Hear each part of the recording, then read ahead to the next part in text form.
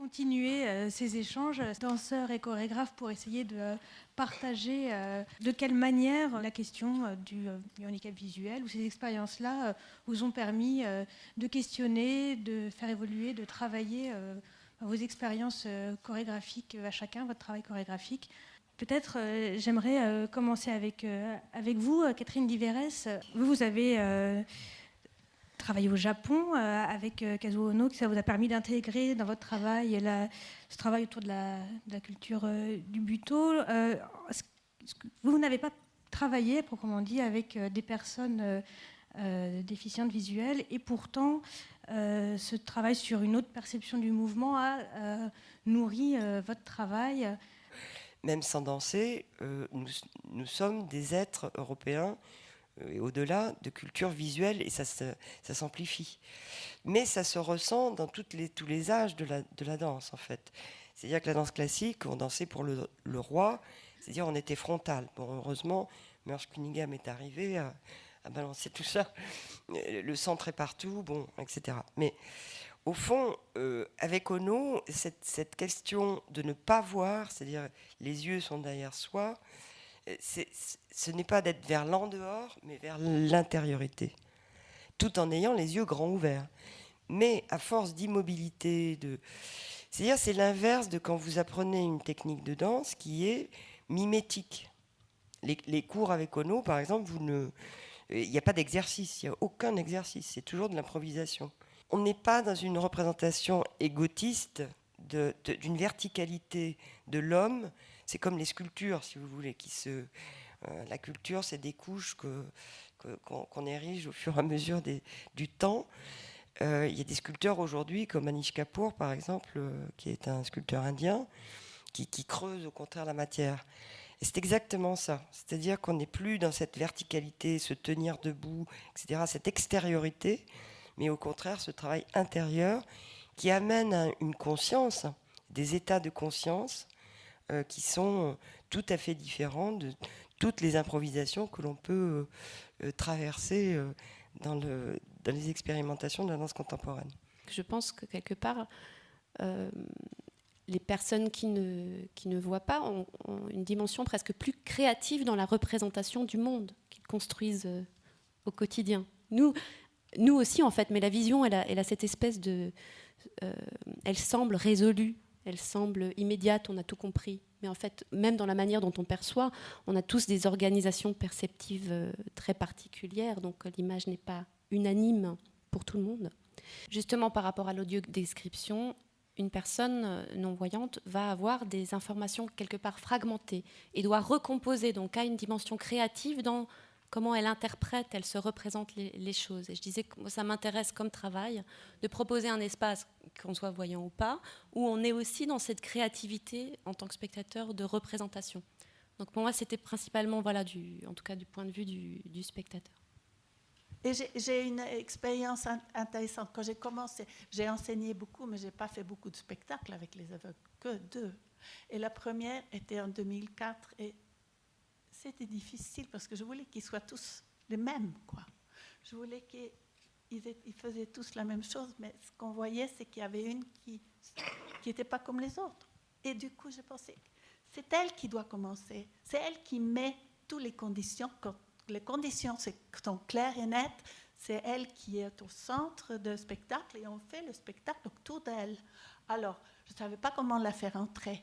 Je savais que Wim van der Kerbus, il avait des strings, des ficelles. Je ne savais pas comment la faire entrer. Alors, j'ai pensé que si elle comptait de 5 mètres là, 9 mètres là, 4 mètres là, elle trouvait le milieu, ça montait tout. C'était le fond, le base de le spectacle. Et puis elle est tournée vers le public. Elle a dit, Chesty m'a demandé de trouver le centre, j'espère que je suis là.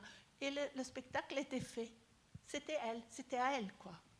Bruno Danjou, vous, pour l'un de vos spectacles, vous avez décidé justement de commencer à travailler sur le son avant toute chose. Oui, alors j'avais été marqué par un témoignage d'une personne non-voyante à propos du film Nouvelle Vague de Godard, qui disait que c'était son plus beau film en fait. Et j'avais eu le témoignage d'une malvoyante qui m'avait dit perdre la vue, c'est mieux entendre les sous-couches du monde. Et l'idée, c'était que le son soit le préambule de toute la création. En fait, je me suis aperçu que de travailler avec la malvoyance ou la non-voyance, ça a décalé complètement le temps en fait. S'il se passe quelque chose, le temps qu'on le décrive, c'est déjà fini depuis très longtemps. Donc, était au centre du travail la notion du temps aussi pour la création, parce que, comme je l'ai dit ce matin, on ne peut pas dire bon bah vous allez par là, ou pour diriger, pour diriger ou en tout cas pour donner des indications, il faut rentrer dans un autre monde de langage. Et donc ça m'intéressait de décaler le temps. Des choses sont décrites, mais qui ont eu lieu déjà, qui sont finies depuis un bon bout de temps, etc. C'est jamais en simultané, en fait. C'est-à-dire, ça vient me bousculer dans mes convictions, enfin, voilà. C'est ça qui m'intéresse aussi. Mais alors, quelle conviction c'est venu bousculer? J'en ai plus. J'en ai plus du tout. Aujourd'hui, ce que ça continue, là où ça continue à œuvrer, c'est qu'est-ce qui me regarde dans ce que je regarde.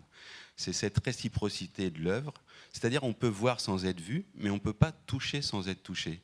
Et ce travail ce rapport intime avec l'art, mais avec la différence, c'est ça qui m'intéresse. C'est comment, d'un seul coup, ça me fait devenir autre, en tout cas un autre être au monde. Ça me fait être sensible ailleurs qu'avant. C'est-à-dire, j'essaye d'utiliser d'autres sens, en fait, pour que ce monde devienne moins insensé. Moi, je peux raconter parce que pour moi, c'était bouleversant. Le tout premier atelier qu'on avait donné ensemble, Delphine et moi. Moi, je suis arrivé avec mes a priori de danseurs voyants qui s'est dit ah oui, c'est hyper intéressant qu'on travaille avec les yeux fermés, on ressent énormément de choses, c'est super, c'est génial, notre corps s'ouvre, c'est élargi partout. Donc on fait notre atelier. Comme on fait d'habitude maintenant aussi. Et ce qui m'a vraiment surpris, c'était à la fin de l'atelier que la seule personne non-voyante qui était là vient de lui dire « C'est la première fois de ma vie que je travaille depuis l'intérieur vers l'extérieur. » Alors que pour moi, c'était évident, parce qu'ils font tous des non-voyants. Et je dis « Ah bon ? Bah oui, nous, on réagit toujours à l'extérieur. » Donc, et là, tu fais « Ah bah oui. » Donc, c'est simplement ça m'a tout changé. Il faut que j'oublie tout ce que j'avais dans ma tête et que je commence justement à travailler à partir de ce que eux, ce que je vois, qu'est-ce qu'ils ressentent, comment je peux leur aider à s'améliorer. Donc d'ailleurs, moi je pensais venir à faire un travail de contact, d'improvisation, parce que c'était ce que je avais en tête depuis super longtemps. Et du coup, je dis non, il faut que je commence à faire d'autres choses. Et donc rien que de le premier atelier, ça a changé. Et après, dans ma pratique de la danse, ça a mis du temps. Ça a mis beaucoup de temps. Et c'est marrant parce que maintenant, quand on a eu des danseurs voyants qui passaient par l'atelier, et je les voyais danser, je dis tiens, ouais, moi je ferais ça aussi. Mais maintenant, je m'aimerais bien justement appliquer les indications que nous on donne à la pratique des danseurs avant. Comment ça influence ma danse, ma façon de bouger. Et ça, franchement, ça m'a beaucoup changé aussi. Et moi, je vais juste rajouter par rapport à ce que tu dis, c'était Franck qui avait dit ça ou ouais, je sais plus. Cette histoire d'articuler en fait sa perception intérieure à l'extérieur. En fait, finalement, je pense que ça rejoint aussi ce qu'ont dit Catherine et Yasmine, c'est-à-dire que nous, on a effectivement une culture qui est très visuelle et en fait, on doit faire un travail pour articuler ce qu'on ressent à l'intérieur et ce qu'on voit, pour se l'approprier, pour savoir comment on s'y insère, etc. Et finalement, c'est vrai que les personnes aveugles ou malvoyantes, elles doivent aussi reconstituer l'environnement extérieur qu'elles ne voient pas et articuler aussi ce qu'elles ressentent à l'intérieur à ce qu'elles reconstruisent de l'extérieur pour leur sécurité et puis après dans la danse. Et en fait, moi, ce qui m'intéresse profondément, c'est de voir comment cette articulation se construit chez ces personnes, comment on peut...